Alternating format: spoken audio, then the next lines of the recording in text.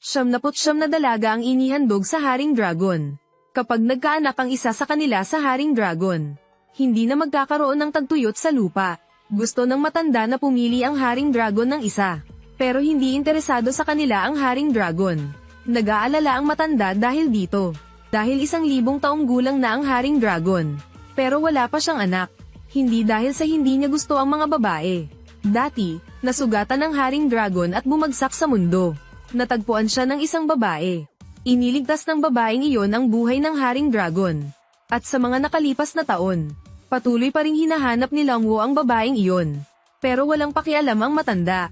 Gusto niyang pumili si Longwo ng isa. Napilitang sumunod si Longwo. Habang naghahanda siyang pumili, napansin ni Longwo ang babaeng hinahanap niya. Sa pagkakataong ito, labis na nagalak ang Haring Dragon. Agad siyang lumipad pababa sa mundo. Umalis na ba siya? At ang babaeng hindi napili ng Haring Dragon, pinuna siya ng kanyang pamilya, para maiwasan ang parusa ng emperador. Iminungkahi ng madrasta na ipakasal si Songmin sa isang eunuch. Sa gayon, poprotektahan ng eunuch ang pamilya Song. Ngayong umabot na sa ganito, wala akong magagawa kundi sumunod. Ama, huwag ninyong gawin yan, mga sundalo. Ilabas niyo siya. Ama, huwag niyo pong gawin yan. Baliw ang eunuch na yan. Dinala na niya si Songmin sa kama. Nang makitang mapupunta na sa iba ang dalaga, napapanahon ang pagdating ni Longwo. Ano ka ba?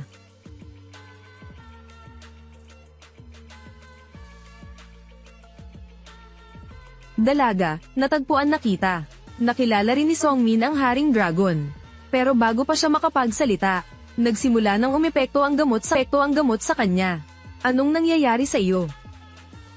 Kinabukasan, ipinangako ni Longwo na pakakasalan niya si Songmin.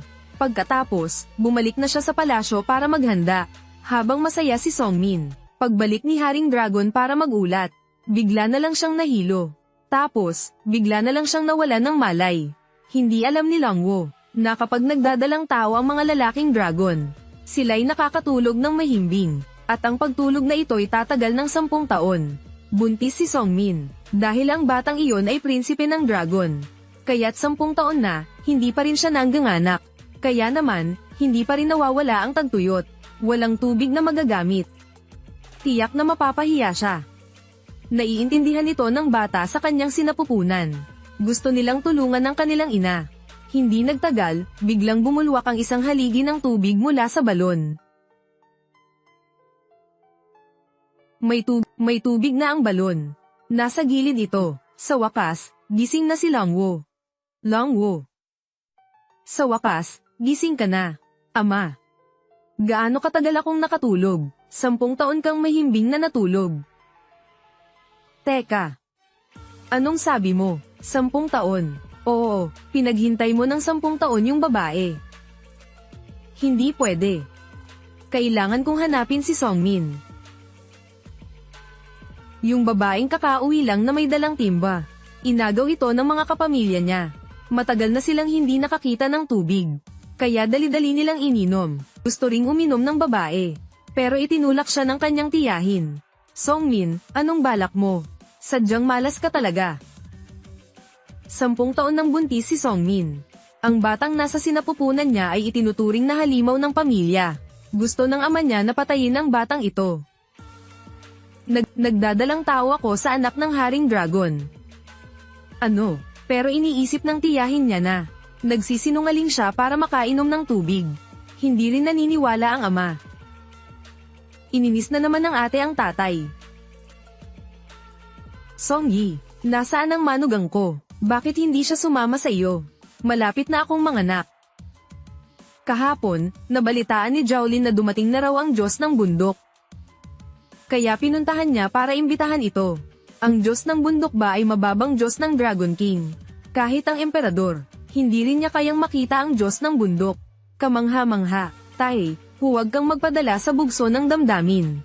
Ngayon ako'y nakauwi, may dala pa akong regalo sa inyo. Isang kariton ng tubig ang nakatambak sa labas ng gate. Namangha ang lahat, sapat na ang dami ng tubig na ito para sa 1 taon. Nakakahanap si Songyi ng maraming tubig. Dahil nagtatrabaho ang asawa niya sa departamento ng pagsubaybay sa tubig. Sa pagkakataong ito, nagpakita ang Diyos ng bundok. Napagtanto niya na ang nasa sinapupunan ni Songmin ay prinsipe ng dragon. Agad siyang lumuhad. 20 taon ng tagtuyot sa mundo, sa wakas ay uulan na. Umalis agad ang Diyos ng bundok para ipaalam sa mga tao. Samantala, akala ni Songyin na nagdadalang tao siya ng batang dragon. Kaya nagsimula siyang magsinungaling sa lahat, at pinaratangan niya ang anak ni Songmin na halimaw. Kapag pinatay ang anak niya, uulan daw. Mahina si Songmin, walang naniniwala sa kanya, agad siyang binuhat ng mga tao. Sa pagkakataong ito, napadaan doon ang emperador. Parating na ang emperador. Ikinwento ni Songmin ang lahat, at nagmakaawa sa emperador na patawarin siya. Ngunit sa harap ng mga paliwanag ng lahat, hindi siya pinaniwalaan ng emperador. Labis na nawalan ng pag-asa si Songmin. Sinisi rin ng emperador si Songmin. Gapyusan agad ang babaeng ito. Hayop na emperador, mga dragon kami. Kung manggahas kang saktan ng nanay ko, wawasakin ng tatay ko ang bansang ito. Hindi, huwag. Emperador, huwag po. Itigil, bitawan niyo ang nanay ko. Mga walang hiya, mga handgal na mortal. Papatayin ko kayo, tapos kakainin ko kayo.